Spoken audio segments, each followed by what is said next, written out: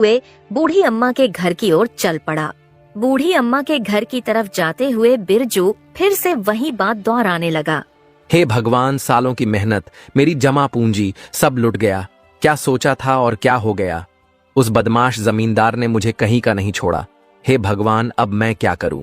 बिरजू दुखी मन से बूढ़ी अम्मा के घर लौट आता है। बिरजू को रोता हुआ देख बूढ़ी अम्मा बिरजू से पूछती हैं, क्या हुआ बिरजू बेटा, तू रो क्यों रहा है? तू तो गिरिधर लाल जमींदार के पास अपने पैसे वापस लेने गया था ना? हाँ अम्मा, मैं बर्बाद हो गया। मेरी जमा पूंजी सब लुट गई। जमींदार गिरिधर लाल ने मेरे पैसे वापस देने से इनकार कर दिया। पैसे मांगने पर उसने कहा, मैंने तुझे पहले कभी नहीं देखा है। तू मुझे पैसे देकर कब गया था? तू पक्का कोई बहरूपिया है जो झूठा आरोप लगाकर मुझे बदनाम करना चाहता है।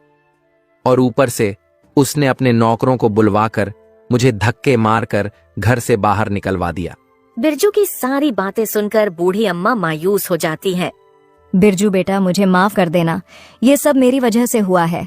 मैंने ही तुझे तेरे बचत के पैसे जमींदार गिरिधर लाल के पास रखने को कहा था। मुझे पता नहीं था गिरिधर लाल इतना बड़ा बेईमान और धोखेबाज स्वभाव का है। लोग तो उसके ईमानदारी के गुण गाया करते थे। अम्मा, आप अपने आप को दोष मत दो। इसमें आपकी कोई गलती नहीं है। आपने तो मेरे अच्छे के लिए ही कहा था, मगर होना तो वही था जो भगवान को मंजूर था। लेकिन बेटा, अब तू क्या करेगा? उस बेईमान जमींदार से अपने पैसे वापस कैसे लेगा? अम्मा, अब मैं कुछ नहीं कर पाऊंगा। अब मुझे खाली हाथ ही अपने घर लौटना होगा। बूढ़ी अम्मा और बिरजू आपस में बात कर ही रहे होते हैं, तभी वहाँ अम्मा के बगल में रहने वाली लक्ष्मी नाम की औरत आती है। वो दोनों को उदास देखकर पूछती है, क्या बात है बिरजू भाई, आज आप और अम्मा दोनों इतने उदास क्यों दिखाई दे रहे हो? अब आपको क्या बताओ लक्ष्मी बहन, मेरे साथ बहुत बड़ा धोखा हुआ है। मैंने कई साल दिन रात मेहनत करके 10,000 रुपए जमा किए थे। पैसे जमा करने के लिए मैंने ना कभी पेट भर खाना खाया और ना कभी पूरी नींद ली। फिर बिरजू ने लक्ष्मी को सारी बात बताई कि किस तरह जमींदार ने बिरजू को धोखा देकर उसके सारे पैसे ठग लिए। बेटी, लोग कहते हैं कि जमींदार गिरिधर लाल बहुत ही नेक और ईमानदार आदमी है। यही सोचकर मैंने बिरजू को उसके सारे पैसे उसके यहाँ रखने कहा था और बिरजू भी मेरी बातों में आकर उसके पास अपने पैसे रखाया था। अम्मा, आप दोनों परेशान मत होइए। मेरे पास एक तरकीब है। अगर ये तरकीब काम कर गई तो बिरजू भाई को उनके पैसे भी वापस मिल जाएंगे और जमींदार की अक्ल भी ठिकाने आ जाएगी। फिर लक्ष्मी बूढ़ी अम्मा से एक संदूक मांगती है। बूढ़ी अम्मा भी लक्ष्मी के कहे अनुसार एक बड़ा पुराना संदूक लाकर उसके सामने रख देती है। बूढ़ी अम्मा से संदूक लेकर लक्ष्मी कहती है, अम्मा, अब मैं और बिरजू भैया उस जमींदार के पास जा रहे हैं। आप भी हमारे साथ चलो। लक्ष्मी अपने सर पर संदूक रखकर बिरजू और अम्मा के साथ उस बेईमान जमींदार गिरिधर लाल के घर की तरफ चल देती है। जब जमींदार की घर की दूरी बहुत कम रह जाती है, लक्ष्मी अम्मा से कहती है, अम्मा, आप यही रहकर हमारा इंतजार कीजिए। जब तक जमींदार बिरजू भैया के पैसे ना दे दें, तब तक आप अंदर मत आइएगा। जैसे ही जमींदार बिरजू भैया के पैसे दे देगा, तब भैया आपके पास आ जाएंगे। फिर थोड़ी देर में आप अंदर आ जाना और मुझे कहना, बहू, मेरा बेटा व्यापार करके घर आ गया है और वो तुम्हें बुला रहा है, जल्दी चलो। ठीक है बेटी, मैं ऐसा ही करूँगी। फिर लक्ष्मी और बिरजू दोनों जमींदार के घर के बाहर पहुंचकर रुक जाते हैं और लक्ष्मी बिरजू से कहती है, भैया, पहले मैं अंदर जाती हूँ, आप कुछ समय के बाद अंदर आ जाना। उसके बाद लक्ष्मी जमींदार के घर के अंदर पहुंच जाती है। जमींदार लक्ष्मी के पास इतने बड़े संदूक को देखकर सोचता है, इस औरत के पास संदूक तो काफी बड़ा लग रहा है। अगर ये मुझे मिल जाए तो मेरी तो चांदी चांदी हो जाएगी। बहन, आप यहाँ किस काम से आई हो और तुम्हारे पास इतना बड़ा संदूक है, उसमें क्या है? मैं चंदन व्यापारी की पत्नी हूँ। मेरे पति दूर दराज के देश में व्यापार करने गए हैं। वो न कई दिनों से घर लौट कर नहीं आए हैं, न जाने वो घर कब वापस आएंगे। और हमारे इलाके में चोरी की वारदात कुछ ज्यादा ही बढ़ गई है। आए दिन किसी न किसी के घर पर चोरी हो जाती है। इसीलिए मैं कई रातों से चैन की नींद नहीं सो पाई हूँ। मुझे हमेशा डर लगता है और यही चिंता लगी रहती है कि कहीं हमारे यहाँ चोरी ना हो जाए। इसलिए मैं ये संदूक आपके पास लाई हूँ। इस संदूक में हमारे जीवन भर की कमाई, रुपए, हीरे जवाहरात और सोने चांदी है। मैं चाहती हूँ कि आप इसे अपने पास संभाल कर अच्छे से रखें। जब मेरे पति व्यापार करके घर वापस आएंगे, तब मैं ये संदूक आपके पास से ले जाऊंगी। लक्ष्मी की बात सुनकर लालची गिरिधर लाल सोचने लगा। संदूक को देखकर तो लगता है इस संदूक में कम से कम 7-8 लाख रुपए का सामान तो होगा। मैंने सुना है कि चंदन व्यापारी बहुत ही अमीर आदमी है।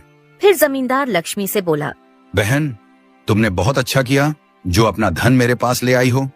तुम्हारा धन मैं अपने पास बहुत ही संभाल कर रखूंगा। तुम विश्वास करो, तुम्हारी दौलत मेरे पास बिल्कुल सुरक्षित रहेगी। जब कभी तुम अपना धन लेने मेरे पास आओगी, मैं तुम्हें तुम्हारा एक एक रुपया सही सलामत वापस कर दूंगा। पर भाई, मैं आपका कैसे विश्वास करूं कि मुझे मेरी दौलत सही सलामत वापस मिल जाएगी? बहन, पूरे शहर में मेरी ईमानदारी की चर्चा है। पूरे शहर में ऐसा कोई भी नहीं है जो मुझे बुरा या बेईमान बता सके। जमींदार और लक्ष्मी आपस में बात कर ही रहे होते हैं, तभी वहाँ बिरजू आ जाता है। बिरजू को देखकर जमींदार बहुत ज्यादा खुश हो जाता है और फिर जमींदार सोचने लगता है, ये आदमी बहुत सही समय पर आया है। अपनी ईमानदारी दिखाना का ये बहुत ही बढ़िया मौका है। मैं इस आदमी को इसके 10,000 रुपए लौटा दूंगा और इस औरत से इसका संदूक ले लूंगा। इस औरत की इतनी बड़ी दौलत लेने के लिए मुझे 10,000 रुपए की कुर्बानी देनी ही होगी। मेरी बहन, मैं तुम्हें विश्वास दिलवाता हूँ, इस पूरे शहर में तुम्हें मेरे घर के अलावा ऐसी दूसरी कोई और सुरक्षित जगह नहीं मिलेगी जहां तुम अपना ये धन रख सको। तुम बिल्कुल भी मत घबराओ, तुम्हारी ये अमानत मेरे पास बिल्कुल सुरक्षित रहेगी। अरे, मेरे घर में तुम्हारे इस दौलत को कोई छू भी नहीं सकता है। चोरी करने की बात तो छोड़ ही दो, क्योंकि कोई भी चोर मेरे घर में घुसने से पहले 100 बार सोचेगा। ये कहते कहते जमींदार ने ऐसा ढोंग किया जैसे बिरजू पर उसकी नजर अभी पड़ी हो। फिर वो बहुत खुश होकर बोला, अभी तुम ये देखो, इस आदमी ने अपनी पूरी जमा पूंजी मेरे पास रखी थी।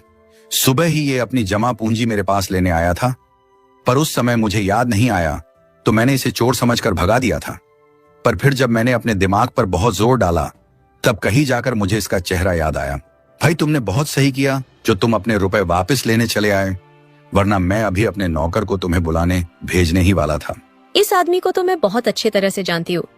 ये बहुत दूर से इस शहर में काम करने आया है। ये बेचारा बहुत मेहनत से काम करता है। इसने शायद हमारे यहाँ भी काम किया है। इसने बहुत मेहनत करके ये पैसे कमाए हैं। क्या तुम इस आदमी को जानती हो? फिर तो किसी बात की चिंता करने की जरूरत ही नहीं है। मैं अभी इस गरीब के पैसे इसे दे देता हूँ। फिर क्या था, जमींदार बिरजू के पैसे लाने अपने तिजोरी वाले घर में चले जाता है और लक्ष्मी और बिरजू वहाँ रुककर उसका इंतजार करने लगते हैं। फिर कुछ समय में जमींदार बिरजू के 10,000 रुपए लाकर बिरजू को दे देता है। बिरजू तुरंत अपने पैसे लेकर जमींदार के घर से चलता बनता है। बिरजू को उसके पैसे लौटाने के बाद जमींदार लक्ष्मी से बोला, देखो बहन, मैंने इस गरीब आदमी के पैसे जैसे के तैसे सही सलामत इसे वापस कर दिए। अब तो तुम्हें मेरी ईमानदारी पर विश्वास हो गया होगा कि लोगों की दौलत मेरे पास एकदम सुरक्षित रहती है। जी बिल्कुल भाई साहब, मुझे आप पर पूरा विश्वास हो गया है कि आप बहुत ही नेक और ईमानदार आदमी हो। तो लाओ, मुझे अपना ये संदूक दे दो और बेफिक्र होकर अपने घर चले जाओ। जमींदार लक्ष्मी से संदूक मांग ही रहा होता है कि उतने में बूढ़ी अम्मा जमींदार के घर में आ जाती है और लक्ष्मी से कहती है, बहू जल्दी घर चलो, मेरा बेटा व्यापार करके घर लौट आया है और वो तुम्हें बुला रहा है। ये तो बहुत अच्छी बात है जो वो घर लौट आए। अब हमें कोई भी चिंता करने की जरूरत नहीं है। भाई साहब, अब आपको भी परेशानी उठाने की जरूरत नहीं है। मेरे पति अपने धन को खुद सुरक्षित रख लेंगे। फिर क्या था, लक्ष्मी ने संदूक उठाया और जमींदार के घर से चली गई और ये सब देखकर जमींदार को गुस्से से आग बबूला हो गया। गुस्से के मारे उसका बहुत बुरा हाल था। जमींदार मन ही मन बहुत दुखी हो रहा था और खुद को बुरा भला कह रहा था। वाह गिरिधर लाल, वाह, हाथ में आई दौलत लौटकर वापस चली गई। इस कमबख्त चंदन व्यापारी को अभी ही आना था, थोड़ी देर बाद नहीं आ सकता था।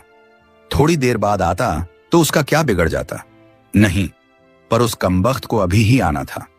अगर वो थोड़ी देर बाद आता, वो धन से भरा संदूक मेरा हो जाता। अगर वो संदूक मेरे हाथ लग जाता तो पैसों से मेरी पूरी तिजोरी भर जाती। अब क्या करूं अपनी फूटी किस्मत का? पैसों से भरा संदूक भी नहीं मिला और 10,000 रुपए भी हाथ से चले गए। इधर जमींदार अपने किस्मत को कोस रहा होता है और उधर बूढ़ी अम्मा के घर पर लक्ष्मी बिरजू से कहती है, बिरजू भाई, इंसान को कभी निराश नहीं होना चाहिए। हमेशा ये बात याद रखनी चाहिए कि दुनिया में ऐसा कोई बेईमान और चालाक आदमी नहीं है जिसकी बेईमानी हमेशा सफल हो जाए। भाई, अब आप अपने घर जाइए और अपने परिवार के साथ एक सुखी जीवन बिताइए। बहुत भटक चुके इस अनजान इलाके में। फिर क्या था, लक्ष्मी बिरजू की बहुत बड़ी मदद करके अपने घर के लिए निकल जाती है। लक्ष्मी के जाने के बाद बिरजू भी बूढ़ी अम्मा से अपने घर जाने के लिए इजाजत मांगने लगता है। अम्मा, अब मुझे भी यहाँ से जाने की आज्ञा दो। आपका बहुत बहुत धन्यवाद, जो इतने बड़े अनजान शहर में मुझ जैसे अनजान की मदद की और रहने के लिए छत दी।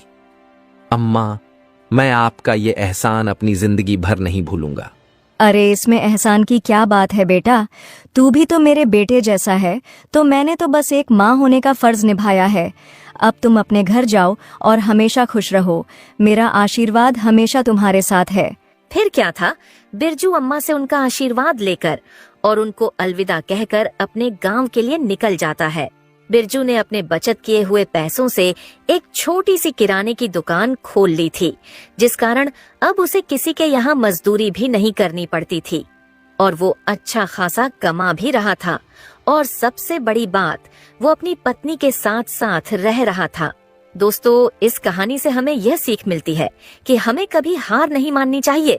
अगर बिरजू भी हार मानकर अपने गांव लौट आता तो उसकी पूरी जमा पूंजी पर लालची गिरिधर लाल मजा कर रहा होता, और तो और वो और भी भोले भाले लोगों को इसी तरह ठगता। पर लक्ष्मी की सूझबूझ और चतुराई ने बिरजू को उसके रुपए भी दिला दिए और लालची जमींदार को सबक भी सिखा